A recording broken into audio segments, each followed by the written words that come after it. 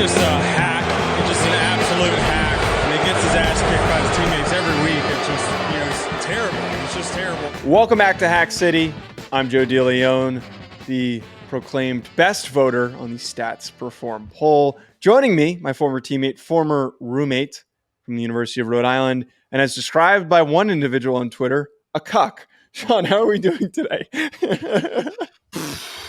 It's been a, you know what, there's a lot that I've gotten used to with having votes and putting out polls. Getting called a cuck, it wouldn't, I don't think it's like the first time that that's happened. I've been on Xbox plenty. But then having somebody, Nick Letang, you watch your woman get effed while you watch in the corner of the room and then respond to himself after that and says, i.e., you're a cuck. I think because I didn't have Montana in my top 25. That's new. That's a first to have the full description and then a clarification afterwards. So that's what I was going to say is I really appreciate that he took the time. He called you one and described it, and then he explained what the dig was. The context is important. It's good. It's very good. This was a really wild week, by the way, for, as we said, going into the polls. And then we told you it was going to be crazy. We told everyone it was going to be madness. I'm the only one who got only compliments on my ballot because I put a lot of work into it. Copied Craig's. Shut up. BetOnline. Can you get to BetOnline before today's episode, week 6 of the FCS action? We're talking Western Carolina versus Chattanooga. We're also talking Montana, UC Davis, which might be one of the worst games on paper I've ever seen, and I kind of regret putting it down. But Sean, BetOnline. Yeah, football's back, and the MLB playoffs are here. You know what I'm going to be doing? I'm going to be betting on the Philadelphia Phillies every single game that they have, and I'm going to bet them to win by 6 or more runs and get their pitchers to have 10 strikeouts or more. I just feel that that this team has a real shot this year, and they're not going to get stumped by the Braves. They're not going to get stumped by the Dodgers. They're going to go to the World Series and win it all. Bryce Harper's finally going to get a ring, and just that crew that they've piled together, good players, strong hitters, fast fielders. All right, get to the read. Get to the read. I got a feeling. Why are you getting antsy? Why are you getting angry? Stop wasting our time. Get to the read. Well, I'm going to be placing my bets on the Phillies at BetOnline. So head to the website today or use your mobile device to get in on the action. Remember to use our promo code BLEAV, that's BLEAV, to receive your 50% welcome bonus on your first deposit. BetOnline, where the game starts. Why so testy? What? That was so easy. Well, you couldn't have just done that. Why so testy? I'm trying to provide a little context. You made me mad on the last taping. I made you mad because I put a tally down? I don't think you are. I'm kidding. I won't make a tally today. I don't see a need for a tally. All right. First game that we're talking about here, Western Carolina versus Chattanooga. I really want to root against Western Carolina, but I'm not going to. I will. By the way, Heath is my biggest enemy on this planet right now. I have had so many people. I've said this before on all my other shows that I do. Yes, I get plenty of negative comments. I don't care about them. But Heath is the one goddamn guy that I do not like. And he has made Western Carolina hard for me to root for. Just that guy. He doesn't get, by the way, that I don't like him. He hasn't figured it out yet. I don't like him either. I moved them up in my rankings. And you moved them up in your rankings. And did you put them in your top 10? Didn't you have them at 9? Yeah, I did. No, he gave me a positive comment about it, and I almost quote tweeted him and said, I thought it was very explicit. It seemed backhanded, like they weren't ranked high enough. He was giving people a shit for having Western Carolina at 5 and not 1. They're not the number 1 team in the nation, idiot. Heath, loser. They're not. But you got your way because we're previewing them now versus Chattanooga, who's a better team. Okay, on a serious note, offensively, they have been one of the most explosive teams in the country. We talked about Desmond Reed, who is one of the top running backs in all of FCS football. He exploded onto the scene. He's going to be a Walter Payton finalist. He has had such a significant impact for the Catamounts this year and a reason why they continue to be dangerous offensively. 6 passing offense because Cole Gonzalez has been airing that thing out, and then the 16th rushing offense because they are running the ball downhill. Their defense has been quality, not extremely well-rounded, but they come into this matchup with Chattanooga, who has been on the back end of some people's polls, is still a quality opponent and one that can pull out an upset like this. And we know that they're a good team, one, because Elam Ford is still there and is a really good running back. And two, their offensive line, I know, shocking that Chattanooga has a good offensive line, has been one of the best, one of the most well-rounded in the country. 14th in sacks allowed and 6th in tackles for loss allowed. Downhill, aggressive. They run the ball well. I just question if they can throw and go shot for shot with Western Carolina if it comes down to that. This should be a good game. The last time they faced each other, November 19th, 2022, Western Carolina won 32-29. It close enough. They kept it close then, and they've had a good enough resume up to this point, and you got to admit it. They handled Samford. They beat Eastern Kentucky. They smoked Charleston Southern. And then last week, they smoked the Citadel. And I'm not saying these are world beaters, but these are enough games strung together to get yourself acknowledgement in the polls and acknowledgement across the country as being like, whoa, this is a team that can win some games. I also believe even if they drop this game, they have a good enough foundation, West Carolina does, to keep them in contention for the rest. They have a good enough build and a strong enough offense where they can still be dynamic and still compete in their conference. So that's all. This is they weren't the one winning outs. Which when they beat Samford, me and Joe came on the show when we made the announcement. One win over a team like that doesn't immediately get you on there, but you've shown momentum, consistency through the month of September. Now October is a bit of a make or break it month. It is. But right now you're rolling. Take pride in that and understand that you are going to have to buckle them up for Chattanooga because Chattanooga does not play around, especially in the trenches. I will say this, and maybe this gets some pushback from Catamount fans. When I watched I've watched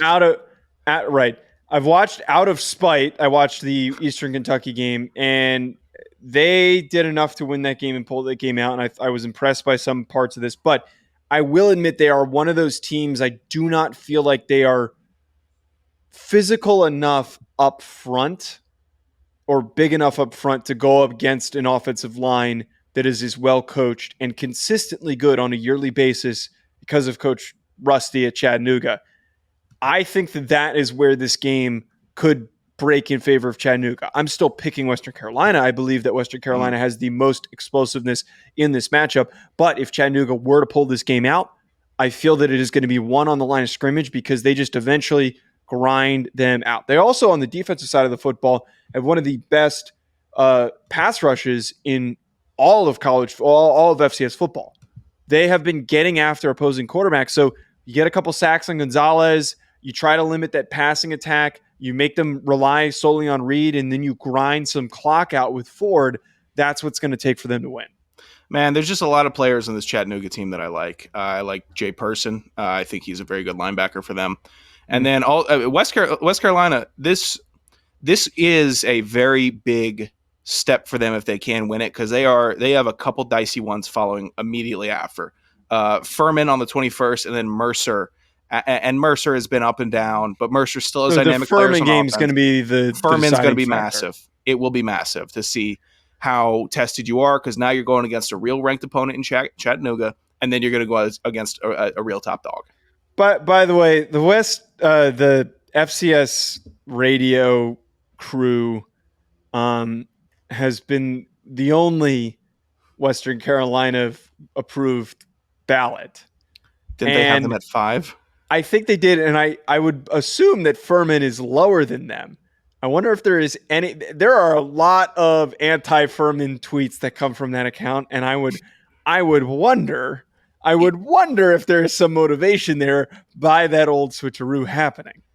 There was some chippiness on the timeline after these polls. Oh my God, dude. The FCS Fan Station Radio versus people, and there was, Craig dropped the hammer this morning. Craig dropped some. Craig said, "We're done. Hammer. We're done. He dropped We're it. done."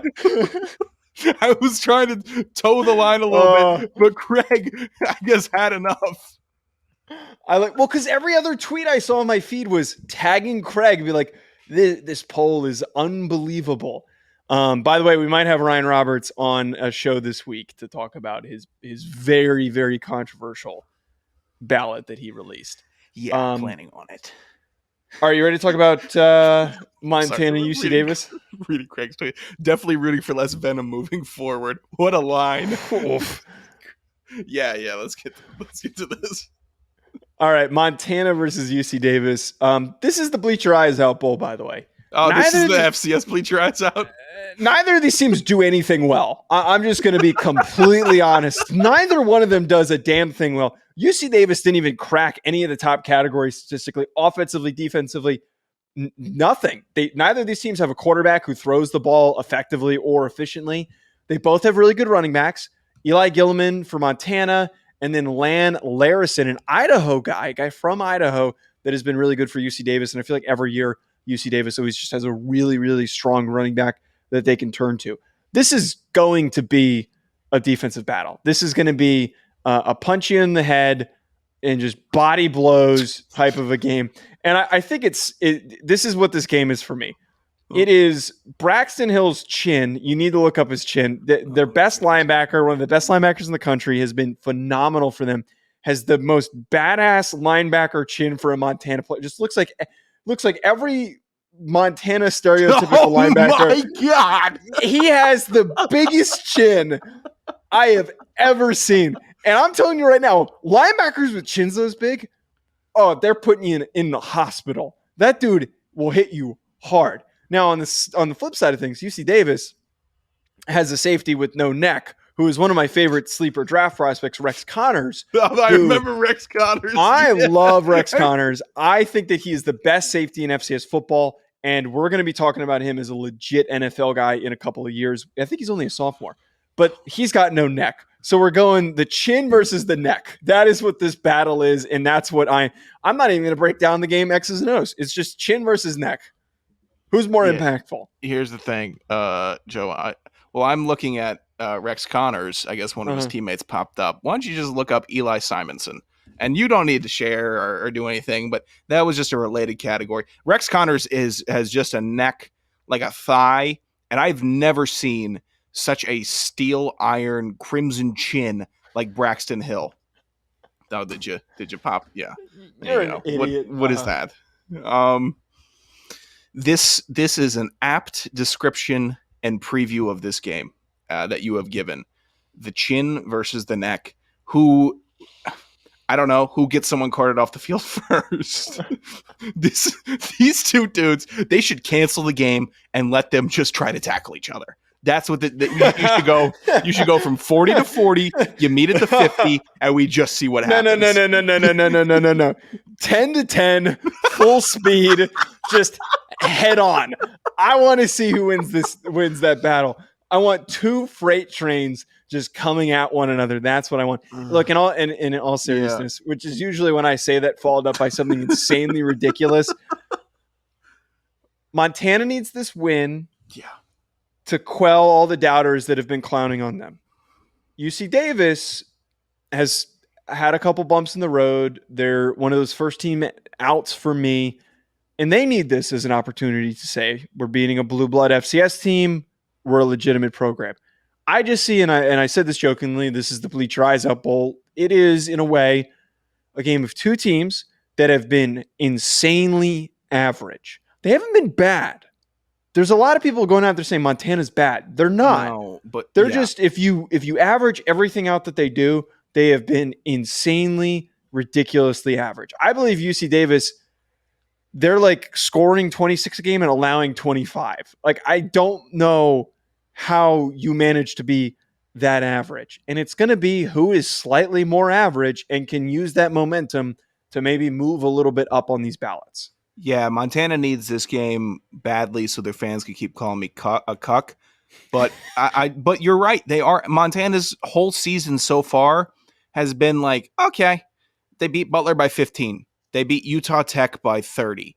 They beat Ferris State by 7. They lose to Northern Arizona by 14. Yeah. And then they beat Idaho State by 8 points. That is not something that makes you say, wow, they're going to cause you some problems. It doesn't. So this is a game where I don't even think if you win, it gets you away from that narrative, but it puts you at least one step farther away from it. It's just not been a great season for Montana. And Maybe they flip it around, but boy, it looks daunting. They still have Idaho, Sac State, and Montana State. They need this tough. One. They need to pick one off because those remaining ones are going to be hard to win. God, what a nightmare schedule. Yeah, you need to take care. They needed to really take care of business in September and set themselves up for something better than what they have right now because it doesn't look good. All right, let's do our FC estimates. Last week, I am so stunned that I went 7-3 and Sean went 5-5. Current standings are as follows: 36-17. Sean is 30-23. Montana versus UC Davis. Who are you picking? I'll take UC Davis. I'm picking Montana. I never want to bet against the Montana team that is their back against the wall and that absolutely will come out swinging. So give me Montana. SIU versus the Penguins of Youngstown State. I'll take SIU. They're hot right now. They look good. That was a really weird grunt you led that statement in with. I'm going to go with SIU as well. Sela versus who do you think you're talking to after what you did during FC estimates last week? Who do you think? You think you have the right to be able to call me out for a grunt after your UNH pronunciation? Incarnate Word versus Southeastern Louisiana. Incarnate Word. I'm going to go with Incarnate Word as well. SEMO versus Yucca. That is Central Arkansas for our listeners who are not playing along. Yeah, I'll take Central Arkansas. No one's playing. I'm going to take SEMO. Give me the quarterback advantage. Western Carolina versus Chat. Who you got? Give me the Chat. Wait, really? I'm taking the Chat in a genuinely non-hostility pick. I think Chattanooga wins. It became personal. I'm going to take Western Carolina. Man, you're just setting yourself up for failure. NCA&T versus Villanova. Get right week. Give me Villanova. Albany versus Towson. I'll take Albany. Towson had a good win, but I don't think they replicate it. They're not putting up 54 points back-to-back weeks. They're just not. No. I'm going to go with Albany as well. North Dakota State versus Missouri State. Get back week. North Dakota State. They have to win it, or else sky's falling. Yeah, Bobby Petrino is not there anymore. They're going to blow the doors off of them. North Dakota State, and blowing the doors off of them means 14-0. UT Martin. I think, by the way, this is just a random tangential point. I think the biggest reason why I love FCS football is tangential point. Okay. I love FCS football so much because it reminds me of my favorite parts of FBS football, which is just bad offenses and insanely good defenses and just running the football. Like, I love the Big Ten. It's my favorite conference for that reason. Every team is Iowa. Side of the spectrum. Every team is Iowa. Every team's Iowa or Nebraska, and then there's occasionally Michigan, which is South Dakota State. That's why I love FCS football. There's no in between. No, there could be why can't there be like a high-flying Purdue every once in a while? Like Incarnate Word has to be Idaho. Somewhere. And no, it's not Jeff Brom led Purdue is Idaho. UT Martin versus Eastern Illinois, which is another team banging on the door. UT Martin. I'm also going to go with UT Martin. And then NC Central versus Elon. I'm going to acknowledge it feels like a mistake. Probably because it is, but Elon's been playing very well, so I'm going with Elon. Yeah, I think this is going to be a very good team, though. This is going to be a very big prove-it point. Instead of I chose stupid UC Davis in Montana. I chose not to because I think that down the line we will get a chance to do NC Central. And I don't think Elon's that good, and that's why I'm picking NC Central. There were a couple of games where the polls have guys ranked high enough where the matchups look better, but I'm going with NC Central. I think they're going to win this game pretty handedly. Okay, that's fine if that's what you at Joe DeLeone at Anderson Radio. We will be back with more.